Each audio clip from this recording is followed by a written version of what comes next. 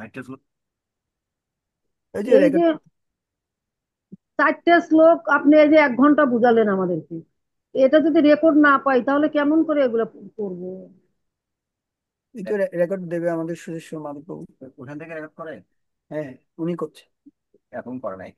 আচ্ছা, ঠিক আছে। হ্যাঁ, তো আমরা বলুন যে এখন কাজ দুর্যোধনার করতে। দুর্যোধন কর্ণ আর শল্যের একটা কাহিনী আমি অনেক আগে শুনেছিলাম, জানি না একরিট হবে কিনা।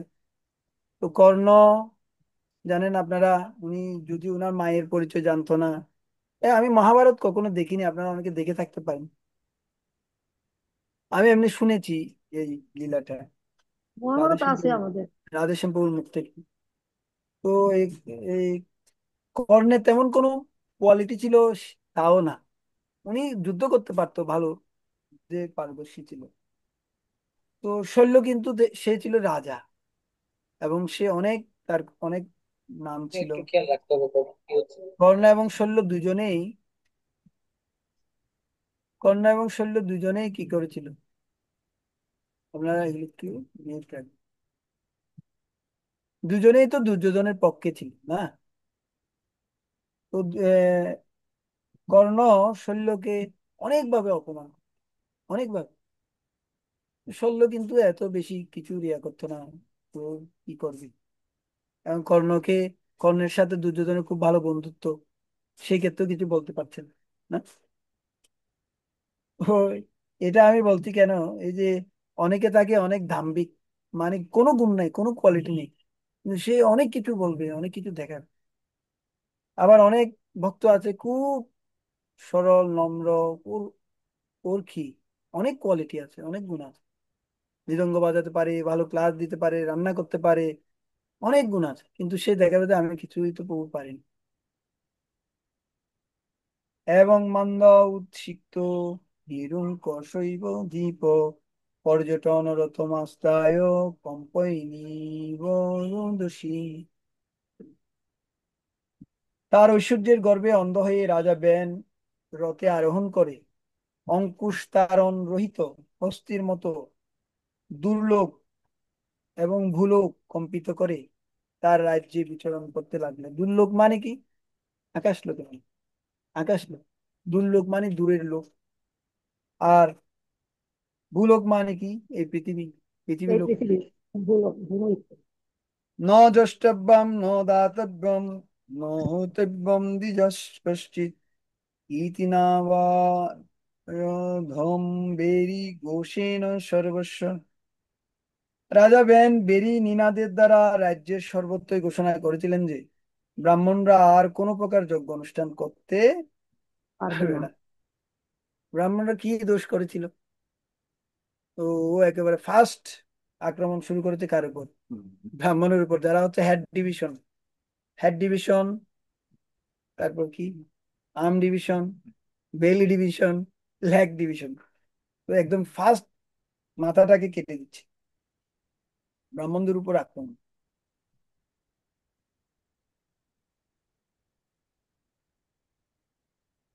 এবং দানও করতে পারবে না, বা হোম ক্রিয়া যজ্ঞাদি করতে পারবে না। অর্থাৎ সব রকম ধর্ম অনুষ্ঠান সে বন্ধ করে দিয়েছিল। আচ্ছা, নিষিদ্ধ এই করতে। তাৎপর্যটা একটু পড়বেন কেউ এখানের মধ্যে, যাতে সবাই শুনে বড় করে। কৃষ্ণা প্রভু।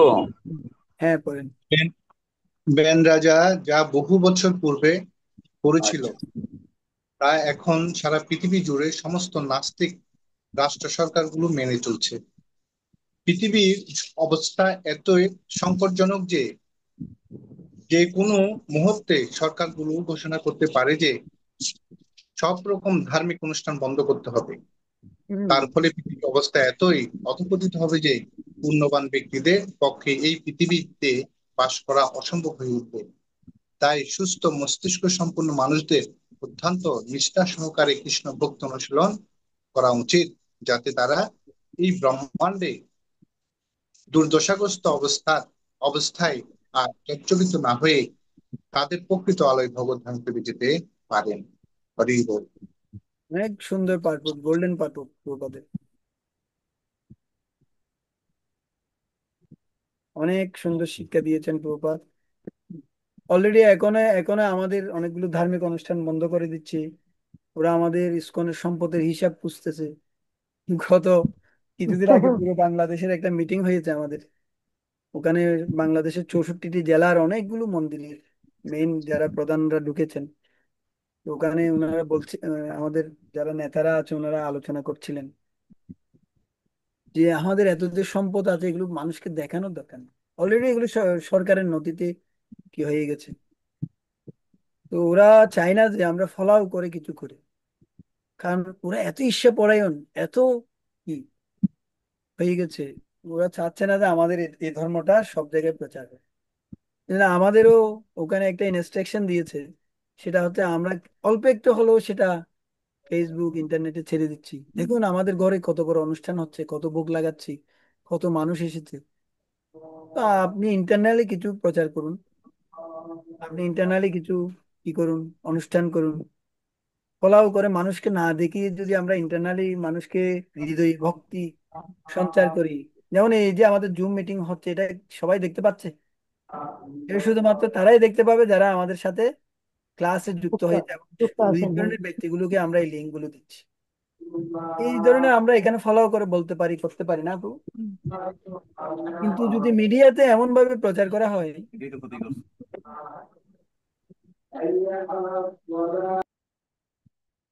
আমাদের বঙ্গবিহারী বউ কি শ্লোক করতেছে, একা একা পড়লে হবে না, আমাদেরকেও পড়াতে হবে। তো এই মিডিয়াতে যদি আমরা ফলো করে প্রচার করি, তাহলে আমাদের কোনো তেমন কোনো বেনিফিট আছে? আপনাদের কি মনে হয়? কিন্তু যদি আমরা ডিপে প্রচার করি, আমরা যদি একজন একজনকে প্রচার করি, বছরে একজন দুজনও টার্গেট থাকে একে আমি ভক্ত বানাবোই, তাহলেও সেই প্রচারটা অনেক ফলপ্রসূ হয়। আমরা অনেক সময় অনেক জায়গায় গিয়ে বড় বড় প্রবচন দিয়ে অনেক লোককে ভক্ত বানাতে চাই, কিন্তু একজনও ভক্ত হয় সেখান থেকে, কারণ ওদেরকে আমরা ওভাবে গাইড করি না, ওভাবে যত্ন নিতে পারি না। কিন্তু যদি সারা বছরে যদি আমাদের একজন দুজন টার্গেট থাকে যে এই দুজনকে আমরা ভালোভাবে ভক্ত বানাবো, ওদেরকে আমরা 2 প্লেট 4 প্লেট প্রসাদ দেবো প্রতিদিন, ওদের তারপর আমরা ওদেরকে জপ করতে বলবো, ওদেরকে গ্রন্থ দেবো, শ্রীমদ্ ভাগবতম দেবো, গীতা দেবো, তাহলে আমাদের প্রচারটা অনেক ফলপ্রসূ। এভাবে ওখানে আলোচনা হচ্ছিল, যেটা আমি সে সুযোগ পেয়েছি সেটা আপনাদেরকে জানাচ্ছি, বলছি। তো এই জন্য ইন্টারনেটে বেশি না দিয়ে যে দেশে যেরকম সেভাবে আমাদের চলতে হয় প্রচার। যেমন ব্যান রাজা বলে যে সব ব্রাহ্মণদেরকে মেরে ফেলবো, তো ব্রাহ্মণরা ওভাবে চলতে হবে। এখন কিছুদিন আগে যদি লাল কাপড় বের হতে পারবে না, পেলেই মেরে ফেলবে। আমরা কি করেছি, প্যান্ট শার্ট পরে পরে যাচ্ছি, অনেক জায়গায় কোট শুট বুট টাই পরে যেতে হলে সেখানে ওভাবে যাবো। তো যেখানে যেমন সেখানে সেভাবে আমাদের প্রচার করতে হবে। আপনারা যারা অফিস আদালতে চাকরি করেন, সেখানে আপনারা কন্টিমালা যদি দেখলে কোনো সমস্যা হয়, কন্টিমালাটা বড় করে দিতে পারেন। হ্যাঁ, আমাদের প্রেমা পদ্মিনী মাতাজি এবং প্রভু কিছু বলবেন? হাত তুলেছেন। হরে কৃষ্ণ প্রভু। আপনি যে কথাটা বলছেন সেটার সাথে মানে মত রেখে একটা কথা বলার ছিল, সেটা হলো যে আসলে এই যে ফেসবুক, ইন্টারনেট, টুইটার, ইনস্টাগ্রাম যে বা টিকটক, এখন তো টিকটকের চল বেশি চলতেছে। তো গুরু মহারাজ তো অলরেডি বলে দিয়েছেন যারা টিকটক করবে বা আরেকটা কি যেন বললো, এই সমস্ত অ্যাপ গুলা ইউজ করবে তাদেরকে আমি দীক্ষা দেবো না। আর দ্বিতীয় কথা হচ্ছে মণিগোপাল প্রভু উনি খুব সুন্দর করে আহ মানে আমাদেরকে ইয়ে দিয়েছেন, মানে উনি স্পিচ দিয়েছেন যে এই যে ফেসবুক, এই যে এই সমস্ত অ্যাপ গুলাতে আমরা কি করছি, আমাদের যে পার্সোনাল যে জিনিসগুলা সেগুলাকে আমরা শো করছি, তার মানে আমাদের পার্সোনালিটি বলে কিছুই নেই। মানে আমরা এতটাই ওপেন হয়ে গেছি সবার কাছে, আমাদের যে একটা ব্যক্তিগত বলে একটা ব্যাপার আছে সেটা আমাদের কাছে নেই, আমরা মানে এতটাই খোলামেলা হয়ে গেছি। তো এতে কি হচ্ছে, এতে পুরো পৃথিবীতে কি হচ্ছে, মানে প্রবলেম ক্রিয়েট হচ্ছে, কারণ সবাই আপনার ভেতরের কথা জেনে যাচ্ছে এবং আপনি কখন কোথায় কিভাবে অবস্থান করছেন সেই বিষয়গুলো জেনে কি হচ্ছে, বিভিন্ন রকমের প্রবলেম গুলো হচ্ছে। যারা মানে খারাপ মাইন্ড নিয়ে চলছে জগতে, তারা কিভাবে সুযোগ নিবে সেটা তারা পরিকল্পনা করার সুযোগ পাচ্ছে। তো এইভাবে করে উনি সুন্দর করে স্পিচ দিয়েছে। তো আমাদের তো ভগবানকে পাওয়াটা হচ্ছে মূল লক্ষ্য, তাহলে আমাদেরকে লোকেদের শো করে আমাদেরকে, আমরা কি ভগবানকে পেতে পারি এভাবে? তো এগুলো হচ্ছে মানে মূর্খতার পরিচয়। উনি খুব সুন্দর করে মানে একদম কড়া করে বলেছেন। তো কেউ যদি চান সেই ভিডিওটা দেখে মানে শিক্ষাটা নিতে পারি আমরা সবাই, যে আমাদের আসলে এগুলো ব্যবহার করা উচিত না। তো সেই কথাটাই আমার মনে পড়ছিল, তো এই জন্য আমি বলছিলাম আর এই কি। বাবা, তো Right. মাতাজি বললো আপনারা সকলে শুনলেন। এবার আরো অনেকের অনেক মতামত থাকতে পারে, কিন্তু আমাদের উচিত আমরা ডিপে প্রচার করা, অন্যকে দেখানোর জন্য নয়। তো এটা একটা এখান থেকে আমরা শিক্ষা পেলাম। আর এখানে প্রভুপাদও বলছেন যে বর্তমান সরকার থেকে শুরু করে যারা রয়েছেন আসরিক ভাবাপন্ন, তারাও চাইছে যে সব রকম ধার্মিক অনুষ্ঠান বন্ধ করতে। এখানে প্রভুপাদ তাৎপর্য বলেছে, আপনারা দেখুন, সব রকম ধার্মিক অনুষ্ঠান বন্ধ করতে হবে। তার ফলে পৃথিবীর অবস্থা এতই অধপতিত হবে যে পুণ্যবান ব্যক্তিদের পক্ষে এই পৃথিবীতে বাস করা অসম্ভব। এই জন্য প্রবাদ বলছে তাইলে কি করতে হবে, তাইলে আমাদের তাড়াতাড়ি ব্যবস্থা নিতে হবে, হরে কৃষ্ণ মহামন্ত্র ভালোভাবে জপ করতে হবে, এবং প্রকৃত আলোয় ভগবানের ধামে ফিরে যাওয়ার জন্য আমাদেরকে পদক্ষেপ গ্রহণ করতে হবে। এখান থেকে এটা আমরা শিক্ষা পাই। হরে কৃষ্ণ। আমরা এখন 7 নম্বর শ্লোকে যাব।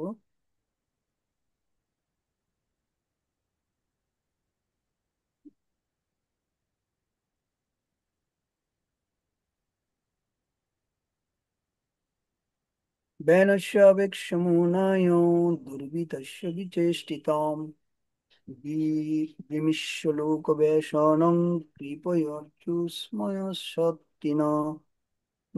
নিষ্ঠুর ব্যানের অত্যাচার দর্শন করে সমস্ত মহর্ষিরা একত্রে মিলিত হয়ে বিচার করেছিলেন যে সারা পৃথিবীর মানুষদের এক মহা বিপদ উপস্থিত হয়েছে। তাই তারা দয়া পরবশ হয়ে নিজেদের মধ্যে আলোচনা করতে শুরু করেছিলেন, কারণ তারা স্বয়ং যজ্ঞ অনুষ্ঠানকারী ছিলেন। তো তারা একটা মিটিং করেছে, ইষ্টগোষ্ঠী। আমি লিখেছি এখানে নন্দ উপানন্দের ইষ্টগোষ্ঠী। ওই ওই বৃন্দাবনে যখন কি হয়েছে, মানে মাঝে মাঝে ওখানে ইষ্টগোষ্ঠী হতো। ইষ্টগোষ্ঠী গুলো মূলত ওখান থেকে এসেছে। আমরা যে ইষ্টগোষ্ঠী করি, মিটিং করি, এগুলো আমরা তৈরি করি, এগুলো ওখান থেকে এসেছে।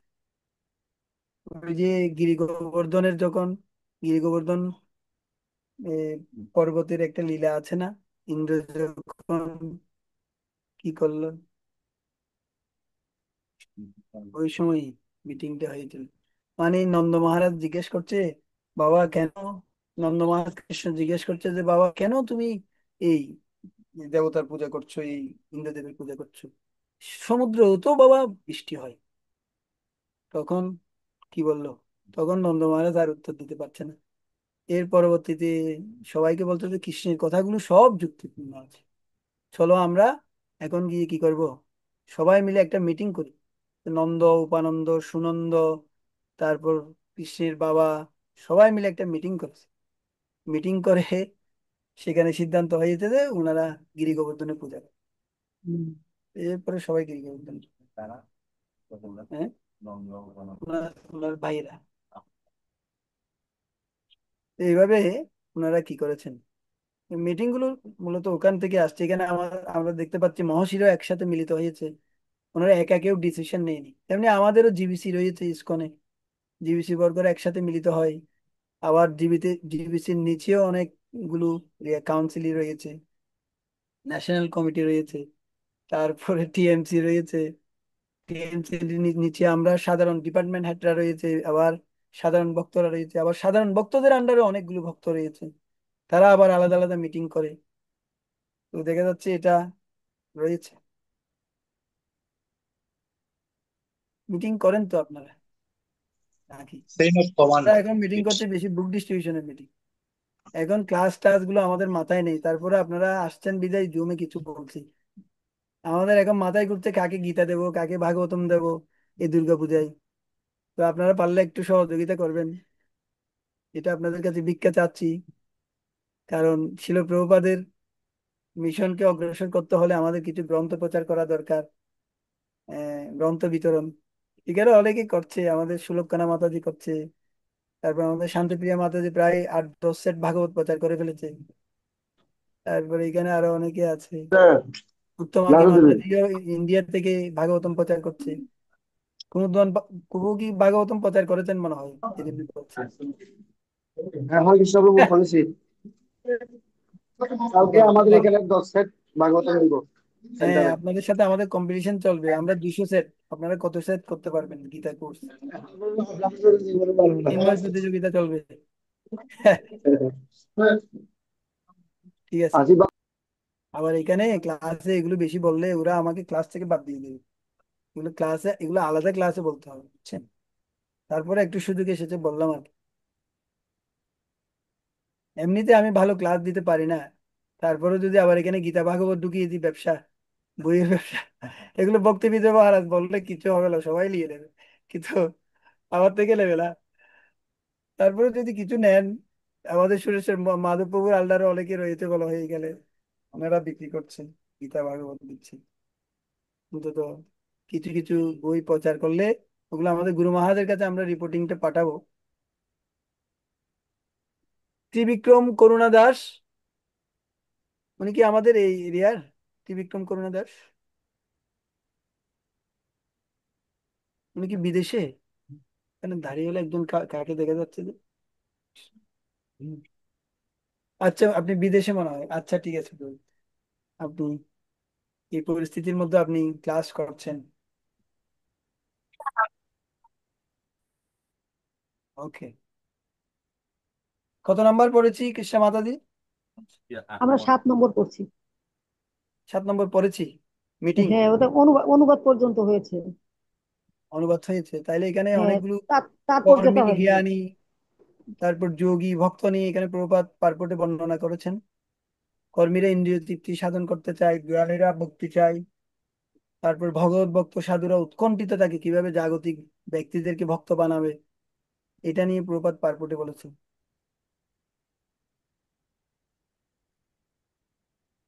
এবং ভক্তরা জাগতিক এবং পারমাত্মিক উভয় ক্ষেত্রে সুখী হতে পারে, প্রভুপাদ বলছেন। তাই মহর্ষিরা আলোচনা করতে শুরু করেছিলেন রাজা ব্যান কর্তৃক সৃষ্ট সেই ভয়াবহ পরিস্থিতি থেকে জনসাধারণকে কিভাবে উদ্ধার করা যায়। হুম, কিভাবে উদ্ধার করা যায়। তো আমাদের জন্য আচার্যবর্গরা এই ধরনের চিন্তা করছেন সব সময়, আমাদেরকে কিভাবে এই জড়জগতের বন্ধন থেকে উদ্ধার উদ্ধার করা যায়। আমরা দেখতে পাই শিল প্রভুপাদ এই জন্য ইসকন প্রতিষ্ঠা করেছেন আমাদের উদ্ধারের জন্য। গীতা লিখেছেন তিনি অনেক কষ্ট করে, ভাগবতম লিখেছেন 2 ঘন্টা পরিশ্রম করে, এবং বিভিন্ন ফেস্টিভ্যালের আয়োজন করেছেন, অন্নকূট, তারপর হচ্ছে যে কি কি ফেস্টিভ্যাল আছে আপনার, জন্মাষ্টমী মহোৎসব, রথযাত্রা। রথযাত্রা মহোৎসব, এই ফেস্টিভ্যাল গুলো তিনি আয়োজন করেছেন। তো একটা রথযাত্রায় কিন্তু অনেক লক্ষ লক্ষ লোক উপকৃত হয় না, যাদেরকে আমরা এমনিতে আনতে পারি না। ওরা এই রথে জগন্নাথকে দর্শন করে ভক্ত হয়ে যায়, অনেকে আবার গ্রন্থ কিনে আমাদের স্টলে এসে, অনেকে প্রসাদ ভালো লাগে তাদের, এবং তারপরে ওরা বিভিন্ন কোর্স ক্যাম্পে যুক্ত হয়ে যায়। তো এইভাবে আমাদের আচার্যবর্গরা অনেক বিভিন্ন পন্থা দিয়েছেন। বর্তমান আচার্যবর্গরাও অনেক পন্থা নতুন নতুন তৈরি করছে, যেমন পরম পূজ্য জয়পাতাকা স্বামী গুরু মহারাজ, উনি ভক্তি বৃক্ষ, তারপর নামহট্ট, এগুলোকে কি এস্টাবলিশ করেছেন। বিশেষ করে রাশিয়াতে 500 কতটি ভক্তি বৃক্ষ আছে না, গুরু মহারাজ একটা লেকচারে বলছেন 500 কতটি রাশিয়াতে ভক্তি বৃক্ষ আছে। আপনাদের কতটি আছে ভক্তি বৃক্ষ? 500 কতটি ভক্তি বৃক্ষ আছে। আর মেদিনীপুর, মায়াপুরের আন্ডারে এরকম অনেক শত শত নামহট্ট রয়েছে, কেন্দ্র রয়েছে। এক একটা নামহট্টে হাজার হাজার দীক্ষা পায় একসাথে। তো এই প্রসেস গুলো কারা করেছেন? আমাদের আচার্য বর্গরা করেছেন, যারা আমাদের প্রভুপাদের অনুসারী। এখন প্রভুপাদের থেকে যারা পাচ্ছেন, ভক্তি পুরুষোত্তম স্বামী মহারাজ, ভক্তি বিজয় ভাগবত স্বামী মহারাজ, ওনারা কি করেছেন, বিভিন্ন ডিপার্টমেন্ট তৈরি করেছেন, আইওএফ, এরকম কিছু কিছু ডিপার্টমেন্ট, জেসিএস, এগুলো ওনারা করেছেন ওনাদের ব্রেন দিয়ে। এখন আমরা কি, আমাদের ব্রেন দিয়ে কি করব, একটু খাটাতে হবে। এবং ভক্তি শাস্ত্রী ভক্তি বৈভব গুরু মহারাজ আজকের লেকচারেও বলছে যে সবাইকে করতে হবে। শুধুমাত্র এটা করার জন্য নয়, এখান থেকে শিখে যাতে আমরা অন্যকে সেই শিক্ষা দিতে পারি, সেটাও একটা বিষয় আমাদেরকে করতে হবে।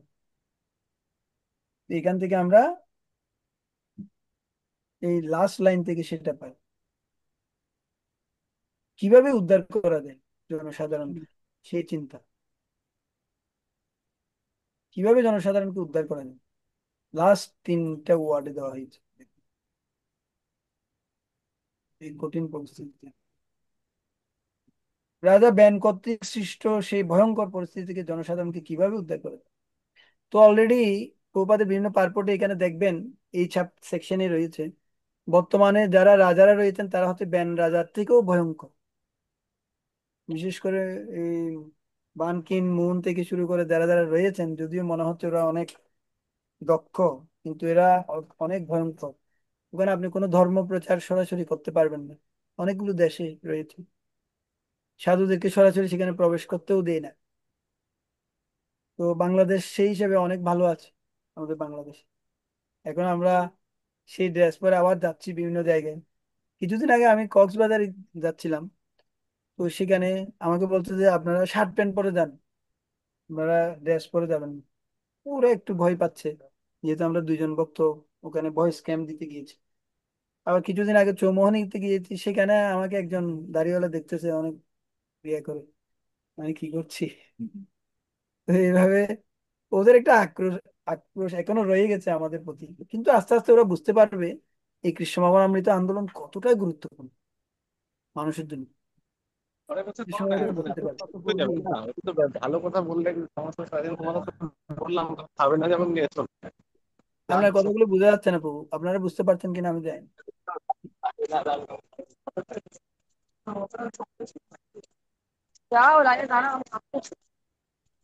লাইনে দাঁড়ালে কি পাবে, ত্রাণ পাবে। কত নাম্বার করেছি? প্রভু 7 করতেছেন, 7 কিছু না কহ 8 উভয়ত প্রাপ্তম লোকস্য বেশনং মহৎ দারুণ্য ভয়ত দীপ্তে ইব তস্কর পালয়। মহর্ষিরা পরস্পরের সঙ্গে আলোচনা করে দেখলেন যে জনসাধারণ উভয় দিক থেকে বিপদগ্রস্ত হয়েছে। উভয় দিক থেকে মানে এখানে একটা উপমা দিয়েছে, খুব সুন্দর উপমা। কাঠের উভয় দিক প্রজ্বলিত হলে যেমন, এই উপমাগুলো আমাদের শিখে রাখা দরকার। এগুলো আমরা শুধু শিখি কেন, আমিও শিখি আপনিও শিখছেন। এখন আমি ক্লাস দিচ্ছি এই জন্য আমি আরেকটু ভালোভাবে পড়ছি। এই আপনি আমরা শিখি কেন, পরীক্ষাটা দেওয়ার জন্য। পরীক্ষায় শুধু উপমাটা লিখতে পারলে হলো। আহ, কিন্তু এই উপমাগুলো আমাদের কি জন্য দেওয়া হয়েছে, প্রপাত মেন শ্লোকে দিয়েছে কিন্তু। আর কিছু কিছু উপমা আছে আবার পারপটে প্রপাত দিয়েছেন। ওগুলো যদি আমরা ভালোভাবে রপ্ত করতে পারি, আমাদের একটা সুবিধা হবে কি, আমরা প্রচারে এগুলো প্রয়োগ করতে পারি। প্রচারের ক্ষেত্রে এগুলো আমরা প্রয়োগ করতে পারবো, অন্যকে বলতে পারবো। ব্যবহার করতে পারি। রূপেশ্বর শ্যামসুন্দর বাবু, আপনি কি আঁকছেন এখানে? এই স্লাইড গুলো দেখা যাবে না। কত নাম্বার বাবু? 8 নাম্বার। কাঠের উভয় দিকে প্রজ্বলিত হলে যেমন তার মধ্যবর্তী পিপীলিকারা ভয়ঙ্কর অবস্থার সম্মুখীন হয়, ঠিক তেমনই সেই সময়ে জনসাধারণ একদিকে দায়িত্ব জ্ঞানহীন রাজা, অন্যদিকে দস্যু তস্কর আদির মাঝে বিপদাপন্ন হয়েছিল। কিছুদিন আগে আমরাও এই ধরনের পরিস্থিতিতে পড়েছি। একদিকে দায়িত্ব জ্ঞানহীন রাজা, দায়িত্ব নিলেও ঠিক মতো সেটা কি হচ্ছে না, অন্যদিকে দস্যু তস্কর তো ছিলই। কঠিন একটা পরিস্থিতি, গণভবন থেকে সব চুরি করে নিয়ে যাচ্ছে, কিন্তু কি করবে, কিছুই বলতে পারছে না কেউ। এমনকি কি কি নিয়ে যাচ্ছে। আবার আবার আমি ভিডিওটা মাঝে মাঝে দেখি, কি হচ্ছে ওখানে, সব কিছু চুরি করে নিয়ে যাচ্ছে। হাঁস থেকে শুরু করে। কি করবেন এখন, এই পরিস্থিতি চলছে জগতে। তো এদিকেও যেতে পারছে না, এদিকে যেতে পারছে না, এদিকেও আগুন এদিকেও আগুন, দুই দিকে আগুন লেগে গেছে। হম, একদিকে দস্যু তস্কর, আরেকদিকে দায়িত্ব জ্ঞানহীন রাজা। অরাজক ভয়াত এস কৃত রাজা তৎ অর্হন ততোপ্যসিত ভয়ম তু অদ্য কতম সৎ স্বস্তি দেহিনাম। অরাজকতা থেকে রাজ্যকে রক্ষা করার জন্য ঋষিরা বিবেচনা করতে শুরু করলেন যে ব্যান অযোগ্য হওয়া সত্ত্বেও, ব্যান রাজার কাহিনী কিন্তু অনেক ইন্টারেস্টিং কাহিনী, যদি আপনারা ভালোভাবে কি করেন, অনেক টেস্টি জিনিস ভাগবতমের। সত্ত্বেও রাজনৈতিক সংকটের ফলে তাকে তারা রাজা করেছিলেন, কিন্তু হাই, এখন জনসাধারণ সেই রাজার দ্বারা উৎপীড়িত হচ্ছে। এই অবস্থায় মানুষ সুখী হতে পারে কি করে? এখানে প্রপাত গৃহস্থ, বানপ্রস্থি এবং সন্ন্যাসীদের কিছু ক্রিয়া হ্যাঁ, দিয়েছেন। তাৎপর্য হ্যাঁ। গৃহস্থদের বিশেষ করে দান, কি দান করণীয়? করতে হ্যাঁ, হবে। কতটুকু দান করবেন? মানে বেতনের অর্ধেক দান করলে ভালো আর কি, আচ্ছা, মানে অর্ধেক দান করে দিতে হবে। আরেকটা হচ্ছে, অর্ধাংশ, অর্ধাংশ। এখন ওটা বললে একটু ভেজাল আছে, ঝামেলা হয়ে যাবে। অন্তত বছরে, সারা বছরের 1 মাসের আয় হলেও দান করা উচিত। আমাদের একটা প্রভু বলতে, প্রভু আমি ওনার থেকে শুধুমাত্র সারা বছরের এক এক বছরের আয়ের টাকা চেয়েছি। আমি যে, আপনি কি জন্য চেয়েছেন? বছর রথযাত্রার জন্য, যে ওঠার জন্য অনেক, মানে কি, ওনার কাউন্সিলে আর কি। আপনি এরকম টাকা চাওয়া যাবেন, ওনাকে বেশি বেশি আপনি যত্ন গ্রহণ করুন, উনি টাকা আপনাতেই দেন। এটা ইয়ে করলাম আর, টাকা থাকবে আপনাদের পকেটে, যখন আমাদের লাগবে তখন আপনাদের থেকে আমরা খুঁজে নেব। এটা আমাদের পণ্ডিত গয়াধর প্রভু বলেন, যে টাকা থাকবে উনাদের পকেটে, যখন আমাদের কোর্স গুলো হবে, ক্যাম্প গুলো হবে, বড় ফেস্টিভ্যাল গুলো হবে, তখন আমরা ওনাদেরকে বলবো আপনি একবেলা বৈষ্ণব সেবা দেন, আপনার নামে একবার হরিনাম করাবে, হরি বল, এভাবে আমরা দেব, তখন ওনারা দেবে আপনাকে। আপনাদের যদি অনেক টাকা থাকে, আপনারা কৃষ্ণময়তে প্রচারের জন্য ব্যবহার করতে পারেন। এটা প্রভুপাদ বলছে, যে আমরা, আমাদের যদি অনেক অর্থ থাকে, সেটা, এটা এখানে আসবে, আপনারা পাবেন, পারপোর্টে আমি পড়েছি।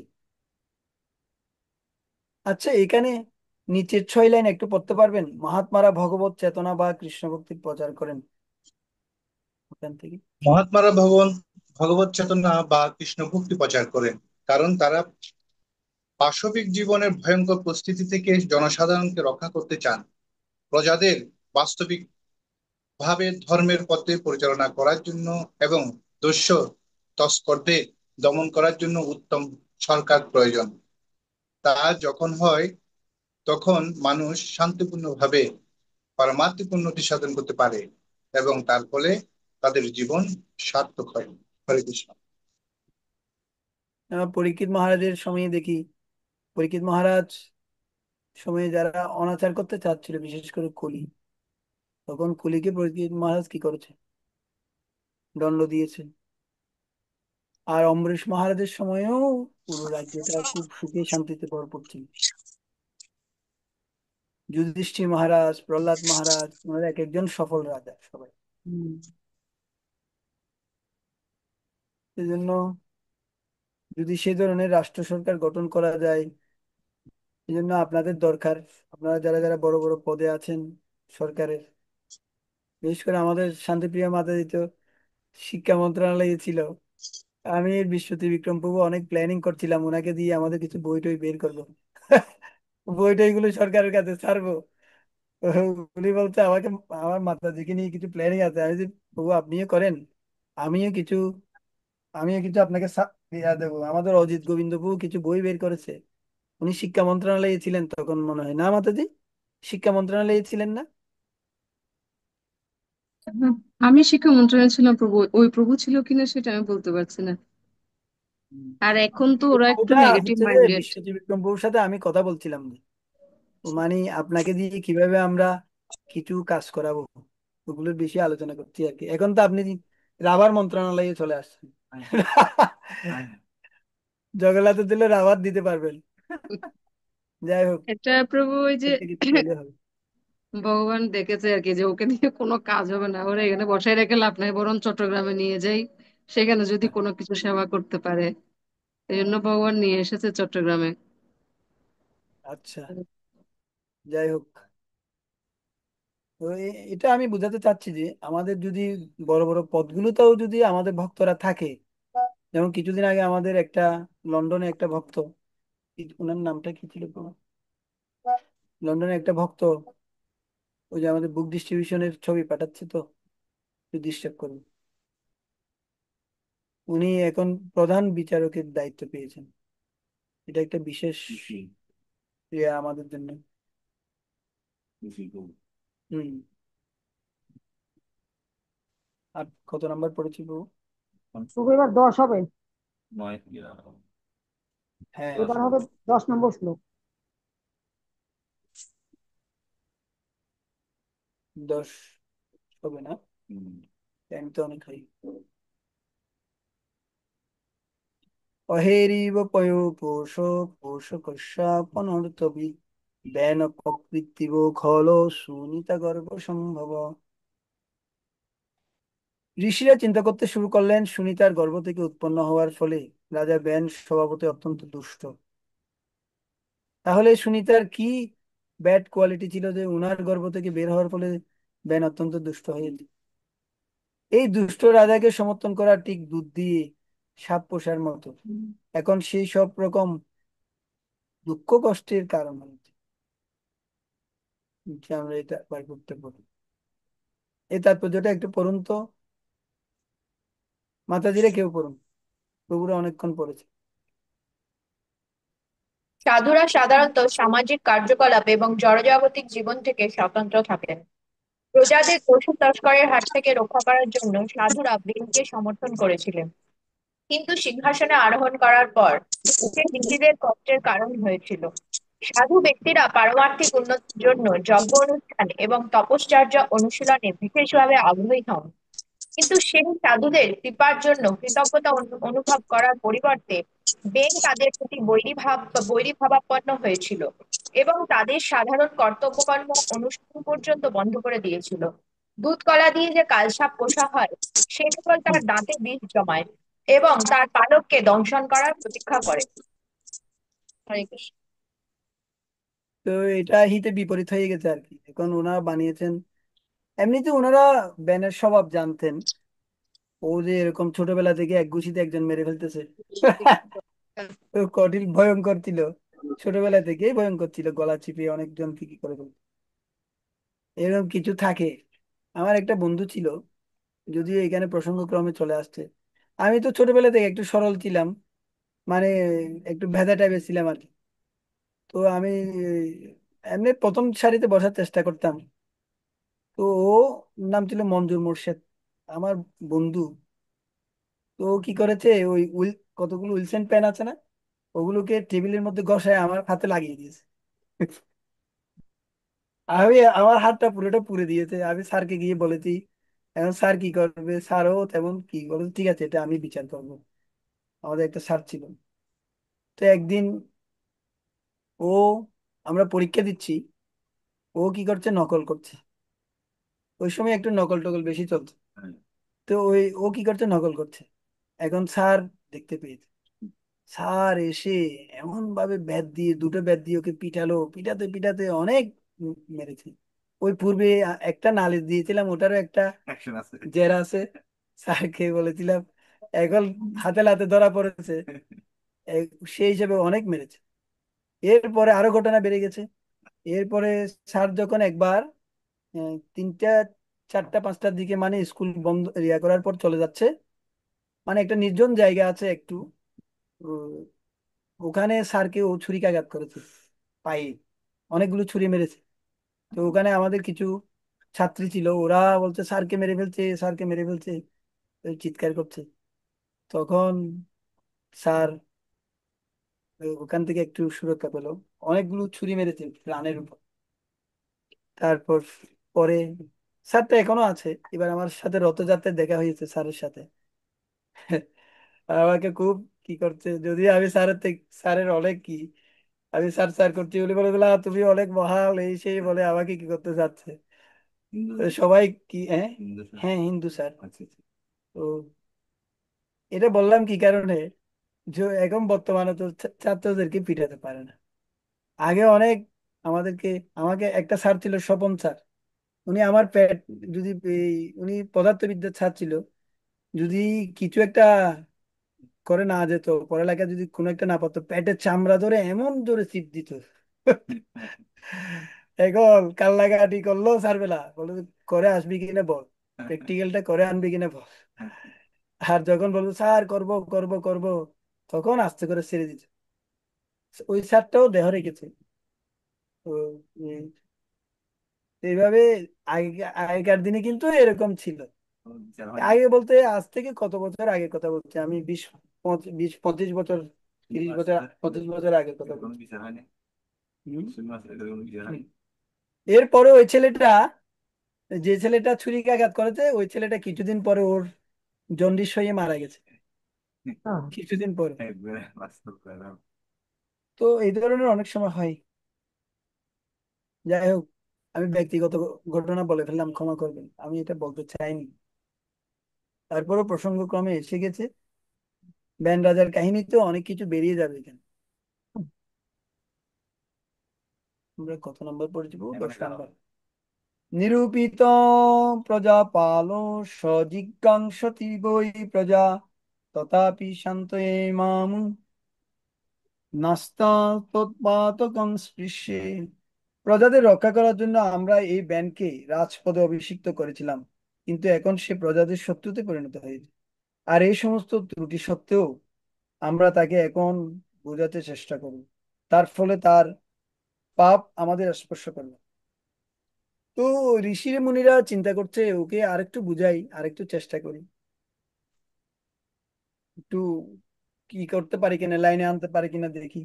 কিন্তু দেখেছে না, কোনোভাবে পারছে না। এখানে প্রপাত তারপরে বলছে, ঋষিরা ব্যানকে রাজপদে অধিষ্ঠিত করেছিলেন, কিন্তু কালক্রমে তার দুষ্ট স্বভাব তাদের গোচরীভূত হয়েছিল। তাই তারা তার পাপ কর্মের ভাগী হওয়ার ভয়ে ভীত হয়েছিলেন। অসৎ ব্যক্তিদের সঙ্গ করা পর্যন্ত কর্মের নিয়মের নিষিদ্ধ। ব্যানকে রাজসিংহাসনে অধিষ্ঠিত করার ফলে ঋষিরা নিঃসন্দেহে তার সঙ্গ করেছিলেন। চরমে রাজা ব্যান এতই দুরাচারীতে পরিণত হয়েছিলেন যে ঋষিরা তার কার্যকলাপের দ্বারা কলুষিত হওয়ার ভয়ভীত হয়েছিলেন। হ্যাঁ, এই জন্য আমাদের অ্যাসোসিয়েশনের ক্ষেত্রেও যদিও আমরা ভক্ত হয়েছি, নির্বিচারে আমরা যে কারোর সাথে মিশতে পারি না। বিশেষ করে আপনারা বাইরে চাকরি করেন, রিয়া করেন, অনেকে বলে আমাদেরকে যে ওদের অ্যাসোসিয়েশনটা আমাদেরকে, যতই আপনি তপস্যা করেন, সাধনা করেন, জব করেন, ওদের গুলো আমাদের প্রভাবিত করে কিনা। হ্যাঁ, আমার এক্সপিরিয়েন্স আছে। আমি যখন আমার বাবার বিজনেসে ছিলাম, ওখানে অনেক ধরনের লোক আসতো। তা আমি আমার আমার কাজ ছিল ক্যাশে, শুধু টাকা গোনা। ও টাকা গোনার ভয়ে আমি ইসকনে জয়েন দিয়েছি। একটা, এটা একটা কারণ। আরো অনেকগুলো কারণ আছে, বাবার সাথে ঝগড়া হতো, অনেক কিছু হতো। আমার ওটা ছিল আইস প্রোডাক্টের একটা ব্যবসা, ওখানে শুধুমাত্র সব টাকা। তো যেহেতু ভক্তদের সঙ্গ করছি, একটু ভক্তদের সাথে মিশছি, তো আমার কাছে মনে হতো যে, তখন তো এত কিছু জানতাম না, তখন মনে হতো যে টাকাটা হচ্ছে মায়া। মানে এটা একটু একটু উপলব্ধি হতো, তেমন বেশি ওটা জানতাম যে তাও না। এই জন্য বাইরের অ্যাসোসিয়েশনটা এত খারাপ। অনেক ধরনের লোক, অনেক ধরনের ব্যক্তির সাথে সঙ্গ করার ফলে আমরা আমাদের আমাদের হৃদয়টাও কি হয়ে যেতে পারে, কলুষিত হয়ে।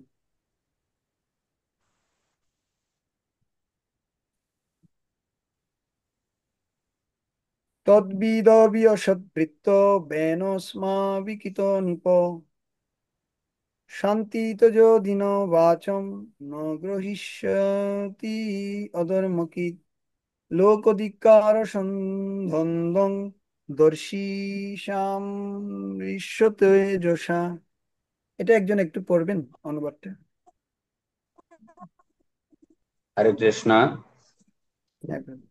ঋষিরা বিবেচনা করলেন, তার দুষ্ট স্বভাব সম্বন্ধে আমরা সম্পূর্ণরূপে অবগত ছিলাম, কিন্তু তা সত্ত্বেও আমরা ব্যানকে রাজ সিংহাসনে অধিষ্ঠিত করেছিলাম। আমরা যদি তাকে আমাদের উপদেশ গ্রহণে বাধ্য করতে না পারি, তাহলে সে জনসাধারণের দ্বারা নিন্দিত হবে এবং আমরা তাদের সঙ্গে যোগ দেব। এভাবে আমাদের তেজের দ্বারা তাকে বশীভূত করব। হরে কৃষ্ণ। তাৎপর্যটা একটু পূরণ করুন। আচ্ছা, সাধুরা রাজনৈতিক ব্যাপারে আগ্রহী নন, তবুও তারা সর্বদাই জনসাধারণের মঙ্গলের কথা চিন্তা করে থাকেন। তার ফলে কখনো কখনো তাদের রাজনৈতিক ক্ষেত্রে নাম আসতে হয়, এবং বিপথগামী সরকার বা রাজ পরিবারকে সংশোধন করার জন্য উপযুক্ত ব্যবস্থা গ্রহণ করতে হয়।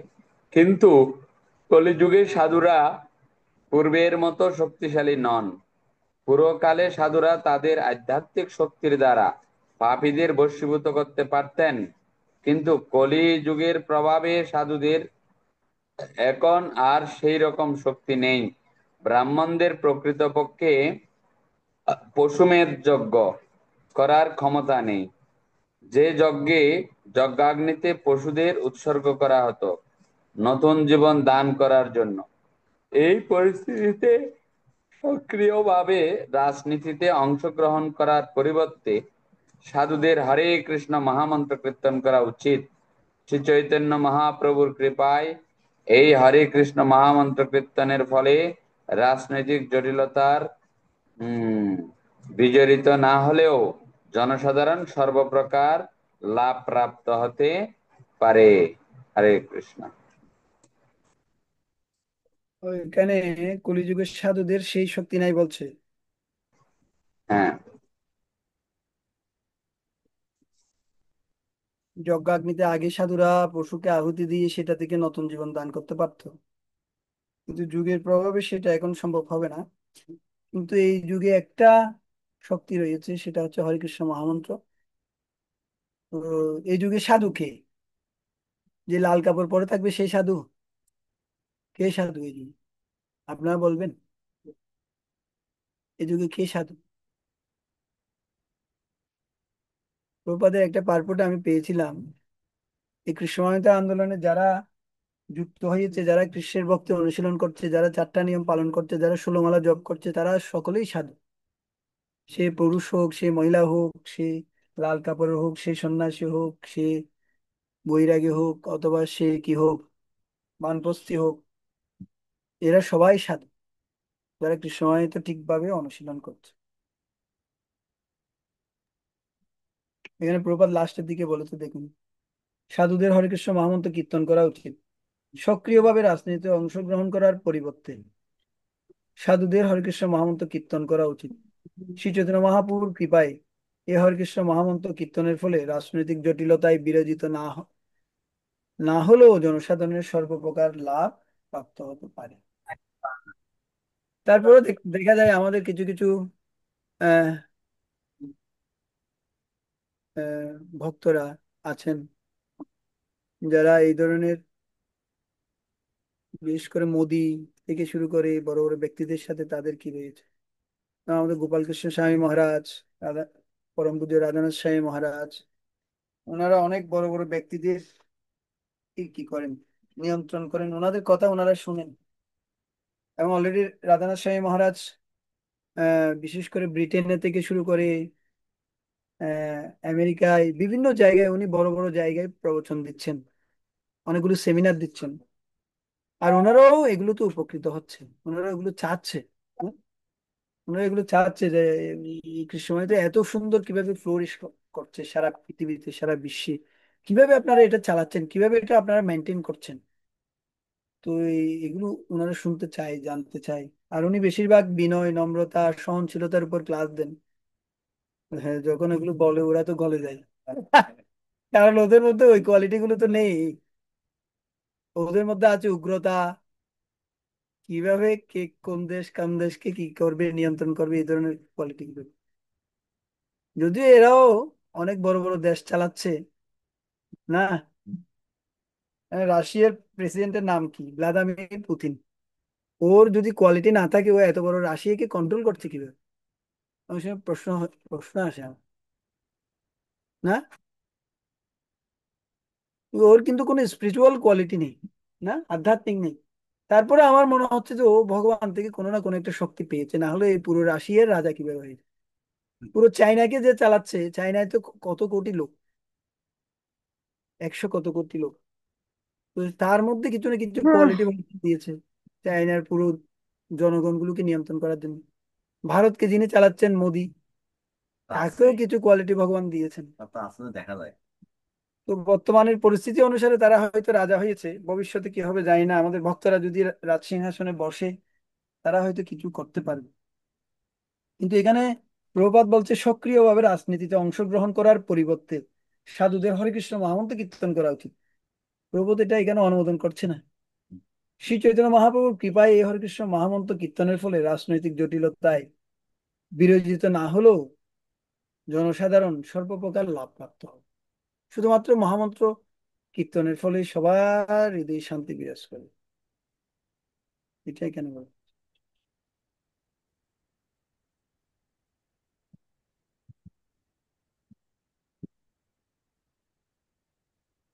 আচ্ছা, 13 নাম্বার। এখন কয়টা বাজে? আর কতক্ষণ আজকে কি প্রশ্ন উত্তর গুলো বের করবেন এর আগের চ্যাপ্টারের, নাকি আর কিছুক্ষণ পড়াবো? পরের সপ্তাহে প্রশ্ন উত্তর করান, আজকে চ্যাপ্টারটা করে দিন। এর আগের চ্যাপ্টারের নাকি? হ্যাঁ, হরে কৃষ্ণ, এটা তো আগামী সপ্তাহে এই করলে ভালো প্রশ্ন হবে। এই এই 12 পর্যন্ত এর ভিত্তিতে কারো কোনো প্রশ্ন আছে? 12 শ্লোক পর্যন্ত যে আমরা পড়লাম,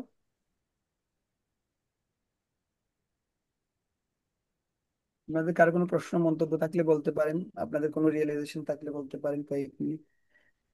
আজকে কয় তারিখ? 6।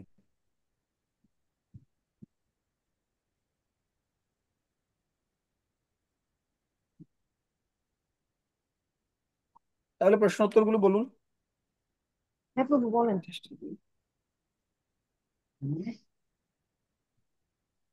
তোমাকে শুনি।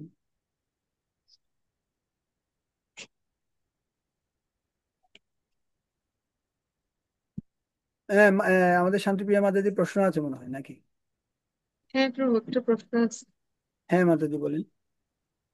প্রভু, আমার প্রশ্ন হচ্ছে যে বেন রাজা মানে যেভাবে অত্যাচার করছিল, তো সাধুরা তাকে নিবৃত্ত করতে পেরেছে।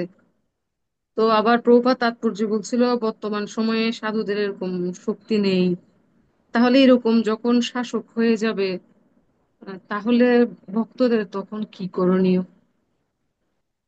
ওইতে প্রভুপাদ লাস্টের দিকে বলেছে হরে কৃষ্ণ মহামন্ত্র কীর্তন করতে হবে, শুধু ওটাই করলেই হবে, ওটার শক্তিতে ভক্তরা অনেক শক্তিশালী হয়ে যাবে। আর প্রভুপাদ যা নিয়ম কানুন দিয়েছে ওগুলো ভালোভাবে আমাদের পালন করতে হবে, যার ফলে সাধুরা এত শক্তিশালী হবে যে ওরা আমাদের উপর কথা বলতে পারবে না। বললো ওটা বেশি কার্যকরী হবে না, কারণ সবাই তো দেখবে কি কি ধরনের, যতই যুগ খারাপ হোক। আর দিন যত, এখন দেখুন, মানে কলিযুগের 4 লক্ষ কত বছর, 32,000 বছর, তার মধ্যে এখন মাত্র 5,000 বছর গিয়েছে না? কত বছর গিয়েছে? তো 5,000। 5,000 বছর গিয়েছে, এখন কি পরিস্থিতি চলছে? এমন একটা পরিস্থিতি আসবে, এই গাভীগুলো সব ছাগলের মতো হয়ে যাবে। তারপর বেগুন গাছ থেকে কোটা দিয়ে বেগুন পারতে হবে, এরকম হ্যাঁ পরিস্থিতি হ্যাঁ হবে। হ্যাঁ, এরকম একটা প্রবাদ শোনা যায়। তাইলে কিন্তু প্রভু, মানুষ, 10,000 বছর স্বর্ণযুগ চলার কথা না? তাহলে সেই হিসাবে মহাপ্রভু আসার পরে 10,000 বছরের তো স্বর্ণযুগটা এখন চলছে। সেই হিসেবে এখন তো মানে উত্তর উত্তর উন্নতি হওয়ার কথা। আমার ভয় হয় বা একটা আশঙ্কা যে একটা সময় যেমন বৃন্দাবন ধাম, সেটা কত মানে ভগবানের লীলাস্থলী, কত পাওয়ারফুল একটা ধাম, কিন্তু সেই ধামের এমন পরিস্থিতি করে দিয়েছিল সেই খারাপ শাসকেরা যে সব প্রায় সব কয়টা মন্দির থেকে বিগ্রহদেরকে নিয়ে মানে বিগ্রহকে রক্ষা করার জন্য বিগ্রহকে নিয়ে পালিয়ে যেতে হয়েছে। অনেকগুলো মন্দির ভেঙে দিয়ে সে একদম কত ফ্লারিস্ট একটা মানে সিটি ছিল, টেম্পল সিটি ছিল বৃন্দাবন, সেটাকে একদম ওরা মেসাকার করে দিয়েছিল। বিশেষ করে সম্রাট সম্রাট আওরঙ্গজেবের সময় অনেকগুলো মন্দির, আমি সেদিন একটা তাৎপর্য পড়ছিলাম যে শ্রী চৈতন্য শ্রী চৈতন্য মহাপ্রভু মানে একটা মন্দির দর্শনে গিয়েছিলেন। তো পরে তাৎপর্য ছিল, প্রভুপাদ লিখছে যে এই মন্দিরটা মহাপ্রভু যে মন্দিরটা দেখে এখানে বর্ণনা করা হচ্ছিল ওই মন্দিরটা কিন্তু এখন নেই। কারণ এর পরবর্তীতে প্রভুপাদ এভাবে বলছে, আমি কোট করে বলছি, যে হিন্দু বিদ্বেষী রাজা আওরঙ্গজেব এসে সেই মন্দিরটি ভেঙে ফেলেছিল এবং ওই স্থানে মন্দিরটি ভেঙে একটা বিশাল মসজিদ নির্মাণ করেছিল। এখন সেই মসজিদ কিন্তু এত সরকার এসেছে, এত কিছু পরিবর্তন হয়েছে, তাও কিন্তু ভাঙে নাই। এখন পাশে আরেকটা ছোট করে ওই মন্দির নির্মাণ করে সেখানে সেবা পূজা চলছে। তো আমি চিন্তা করছি যে মহাপ্রভু এসেছেন, 10,000 বছর ব্যাপী স্বর্ণযুগে শুরু করেছেন, বাকিটা সময় নিশ্চিতভাবে ডিগ্রেডেড হবে, সেটা তো আমরা বলতেই পারি, শাস্ত্রেও বলা আছে। কিন্তু এই যে স্বর্ণযুগ চলাকালীন সময়ে এখনো কি এরকম পরিস্থিতি আসবে? যেমন বাংলাদেশে অনেকগুলো আমাদের মন্দির রয়েছে, অনেকগুলো ভক্ত রয়েছে, কিভাবে তারা মানে সুরক্ষা পাবে? তো এই 10,000 বছরের সুযোগটা নিয়ে কি কোনো বিশেষ সুরক্ষা পাবে কিনা ভগবানের থেকে, নাকি আবার সেই পরিস্থিতির মধ্যে পড়তে হবে? আমি চিন্তা করছিলাম। যেহেতু কলিযুগ, সেটা হরে হতেও কৃষ্ণ। পারে। প্রভু মাতাজির এই সাথে জন্য আমি একটু অ্যাড করতে চাচ্ছি। সেটা হ্যাঁ, করেন। হচ্ছে যে যেমন কংসের কারাগারে ভগবান যেখানে জন্মগ্রহণ করেছিলেন, সেটারও তো অনেকটা অংশ নিয়ে একটা মসজিদ তৈরি হয়েছে। বৃন্দাবনে গিয়ে তো ওটা দর্শন করে এলাম, আজানও শুনে এলাম। আচ্ছা, আমি বলছি। তো এই ধরনের পরিস্থিতি হবে না, আমরা এটা আশা করতে পারি না। অলরেডি এখন শুরু হয়ে গেছে। হবে কি, শুরু হয়ে গেছে। তারপরেও কি আপনি বসে থাকতে পারবেন? আপনি কোথায় যাবেন, যে কোনো দেশে যান, ওই দেশে তো কিছু না কিছু দুর্যোগ থাকবেই। আর এটা হচ্ছে, এই যুগটা হচ্ছে কলির যুগ। আমাদের ভক্তিচারী স্বামী গুরু মহারাজ বলছেন, এই যুগটা কিসের যুগ? কলির যুগ, কলির রাজ্য, কলির শাসন। এখানে কিছু করার নেই। আর এখানে আমাদেরকে এই মহাপ্রভুর আন্দোলনের থেকে পরিশুদ্ধ হয়ে আমাদের কি করতে হবে? আর এখানে সব নোংরা লোকে পূর্ণ, এই জগৎটা। আর এই জগৎটা হচ্ছে অভদ্র লোকের জায়গা। এখন কি করার আছে? এখন আমাদের যা চাচা আপন প্রাণ বাঁচা, এখন যতটুক মানুষকে দিতে পারি, যতটুক নিজেরা করতে পারি, করে আমাদেরকে এই জগৎ থেকে কি করতে হবে। আপনি দেখুন, ভক্তিচারী স্বামী গুরু মহারাজ কি আমাদের জন্য থেকে গেছে? নাকি উনি উনি উনার কার্য সম্পাদন করে কি করেছে, চলে গেছে? আমাদের গুরুবর্গরা কিন্তু কেউ এভাবে থাকবে না। আমি কিছুদিন আগে একজন প্রপার প্রপার ডিসেবল না একজন বলছে, উনি বলছে যে ওনারা আস্তে আস্তে এখান থেকে চলে যাচ্ছে। তো এই প্রপার ডিসেবলটা বলছে বলছে আস্তে আস্তে যাচ্ছে না, জলদি জলদি যাচ্ছে বলো। অনুবাদটা ভুল হয়েছে তোমার। বুঝতে পারছেন কেন জলদি জলদি চলে যাচ্ছে? ওনাদের কাজ শেষ, এখন ওনারা চলে যাচ্ছে। এখন এই জগতে কি হবে, বিগ্রহগুলো কি হবে? যতক্ষণ আমরা আছি ততক্ষণ আমাদের বিগ্রহ সুরক্ষা দান করতে হবে। ধরুন আপনি আপনি একটা টেম্পলে আছেন, সেখানে বিগ্রহ আছে। এখন ওরা আমাদের হামলা করতে আসলো, এখন আপনি কি করবেন মাতাজি? শান্তিপ্রিয় মাতাজি বলুন। আপনি বিগ্রহের রুমে আছেন, আপনি কি করবেন? পালিয়ে যাবেন নাকি বিগ্রহগুলোকে সামাল দেবেন? না, স্বাভাবিকভাবেই মৃত্যু তো এক সময় হবে, বিগ্রহকে সুরক্ষা দিয়ে মৃত্যুবরণ করতে পারা সেটা তো ভাগ্যের বিষয়, আমি সেটাই করব। সৌভাগ্য, সৌভাগ্যের কথা। সেটাই আমি চাচ্ছিলাম, আপনারা সেটাই বলবেন, আমি এটাই চাচ্ছিলাম। সেটাই, সেটাই, অবশ্যই। তবে যদি আমরা বিগ্রহগুলোকে সরাতে পারি, আমরাও যদি সরে যেতে পারি, ওটা একটা ঠিক আছে। কিন্তু এমন একটা পরিস্থিতি হয়ে গেছে, ওরা বিগ্রহগুলো ভেঙে দেবে, আপনি পালিয়ে গেলেন, ওটা ঠিক নেই। আপনাকে বিগ্রহকে সুরক্ষা দিতে হবে। তো একবার যেমন প্রভুপাদ এই ধরনের একটা বলছিল, হ্যাঁ মাতাজি একটু রাখুন, আমি বলছি। তো প্রভুপাদ একবার বলছিল যে ওর কি হবে, ফল ডাউন হবে, ও আর কি থাকতে পারবে না। মানে এরকম একটা ঘটনা ঘটেছিল। সেখান থেকে ওই ধরনের ব্যক্তিগুলো পালিয়ে গিয়ে চলে গিয়েছিল ভক্তগুলো। তখন প্রভাত খুব করা হয়ে গিয়েছে, প্রভাত বলতে যে এদের এদের সবার ফল ডাউন হবে, এদের সবাই পতিত হবে, প্রভাত বলছে। প্রভু যেমন ওই যে অনেক সময় বলা হয় যে ভূমিকম্প হলে অনেকেই দেখা যায় ঘর থেকে বেরিয়ে নিরাপদ একটা ফাঁকা জায়গায় যায়। তা এখন মৃত্যু থাকলে ওই মুহূর্তে যদি হরিনাম জপ করি, তখন তো সেই মৃত্যুটা তো মানে যথার্থ মৃত্যু হবে।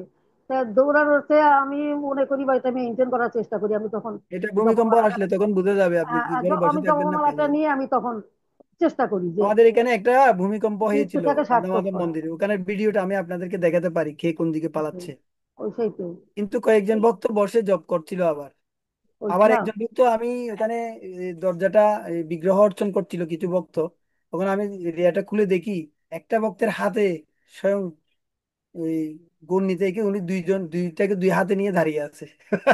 তা আমি আমি সেটাই মনে করছিল বলছিলাম যে যে উনি যদি আহ, দেখার আগে উনি সরাসরি গুণ করে ফেলবে। আমি সেটাই বলছিলাম যে না দৌড়িয়ে হয়তো জপের মালা নিয়ে বসি, যে আমাদের এরকম হওয়ার এই পরে আমাদের ইয়ার মৃত্যু হবে, এই প্রভুর সুযোগটা কি পাবো? উনি কি যে ভালো কীর্তন করে যে বৃন্দাবন, ওইটাই, হ্যাঁ।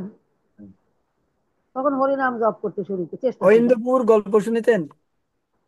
উনি খুব ভালো কীর্তন করতেন, প্রভুপাদের ডিসাইবল।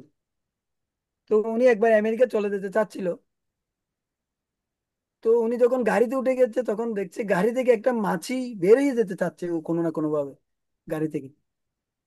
তখন উনি ওই মাছিটাকে নিয়ে অনেকক্ষণ ধ্যান করলেন, বলতে এই মাছিটা বের হয়ে যেতে চাচ্ছে কেন। ও কোথাও, কারণ গাড়ির সব জানলাগুলো বন্ধ ছিল, ও বের হতে পারছে না। তখন জানলাটা যখন একটুখানি খুলে দিয়েছে ও তাড়াতাড়ি বের হয়ে গেছে ওখান থেকে। তখন ও চিন্তা করলো ও বৃন্দাবন ছেড়ে এই মাছিটা যাবে না। বলতে এই মাছিটা বৃন্দাবন ছেড়ে যেতে চাচ্ছে না, আর আমি বৃন্দাবন ছেড়ে আমেরিকা চলে যেতে চাচ্ছি। এরপর থেকে উনি বৃন্দাবনে থেকে গেলেন। এবং উনি যখন এই রান্না করছিলেন তখন গ্যাসের আগুন পুরো ঘরে লেগে গেছে। আর আগুন লাগার পরে উনার হাতে সেই বিগ্রহ ছিল, গৌর নিতাই বিগ্রহ, নিতাই না গৌর একটা বিগ্রহ ছিল হাতে। ওই বিগ্রহটাও ওই উনার হাতেই ছিল। পুরে পুরোপুরি মারা গেছে উনি। হ্যাঁ, ঐন্দ্রপুর। তাহলে সেটাই, কি বুঝতে পারলেন?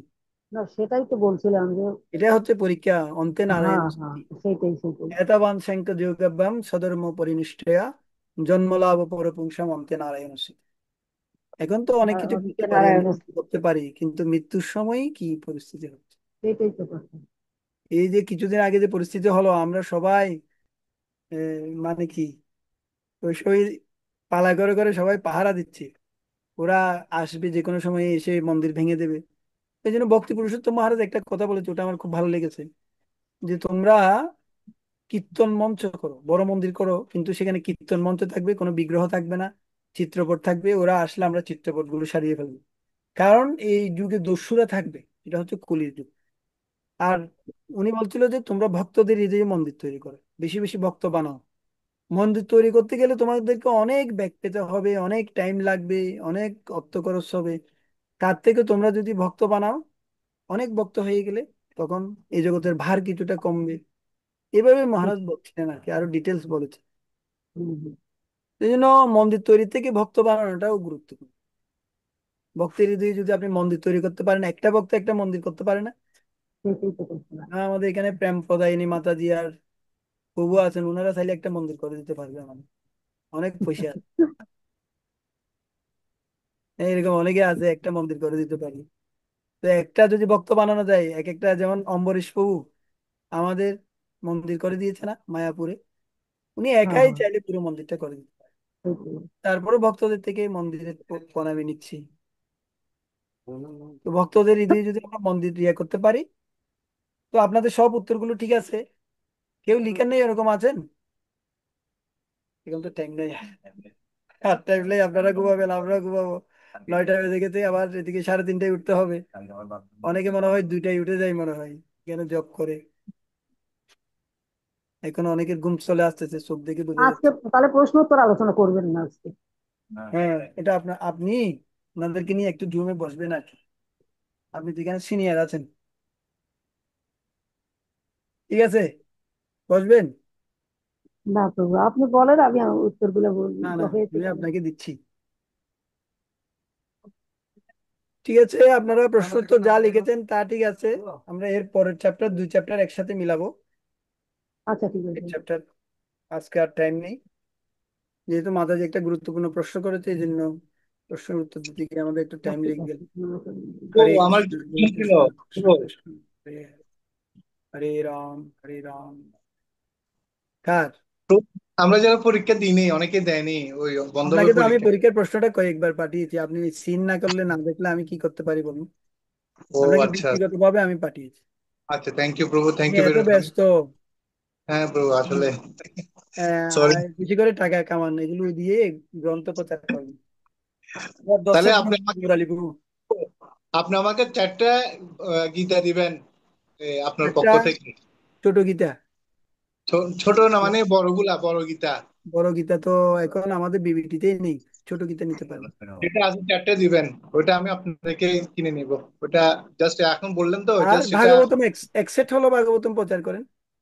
ভাগবত কতবার গুরু মুশকিল প্রভু থেকে মহারাজের কাছে নিয়েছি, রিপোর্টটা পাঠাবো এখন আপনাকে, দেয় না আমাকে, আমি আমার থেকে টাকা দিয়ে দিয়েছি। দেবে। মুশকিল প্রভু। এক বড়ি স্বর্ণের দাম 1,75,000 টাকা, আর এক সেট ভাগবতমের দাম মাত্র 16,000 টাকা। আমার বোনকে বিয়ে দিচ্ছি তখন স্বর্ণের দাম ছিল 9,500 টাকা। সেই স্বর্ণ এখন 1,75,000 টাকা দিয়ে মানুষ পড়ছে। তাহলে ভাগবতম কেন নেবে না বলেন? বুঝাতে হবে ওভাবে। আপনি গুরুদেবের প্রতিনিধি না? আপনাকে বুঝাতে হবে। অবশ্যই অবশ্যই। ঠিক আছে, আমি পারবেন? ট্রাই করবো। আর আপনি হচ্ছেন যে কি, আপনি এই রিয়াতে অনেক দক্ষ আছেন, বুঝাতে পারবেন আপনি। আর অন্য বক্তারাও প্রচেষ্টা করছে, আমি জানি সবাই কিছু কিছু করবে। হ্যাঁ, সকলের জন্য প্রার্থনা করছি। শিল প্রভুপাদ কি, সমবেত গৌর ভক্তবৃন্দ কি, নিতাই গৌর প্রেমানন্দে বংশাকল্পতরুশ্চ কৃপা সিন্ধু। হরে কৃষ্ণ।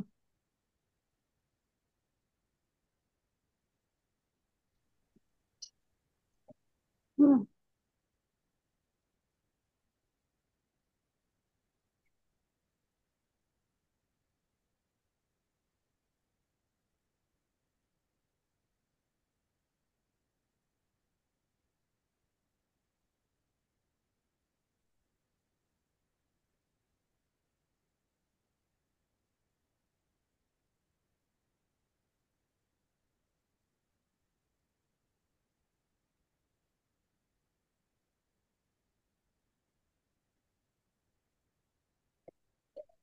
আমাদের ক্লাস শেষ না? ও শ্যামাতুজি, হ্যাঁ, ক্লাস হ্যাঁ, শেষ। ক্লাস শেষ হয়ে গেছে। ক্লাস আচ্ছা, শেষ ঠিক আছে, প্রভু। ঠিক আছে।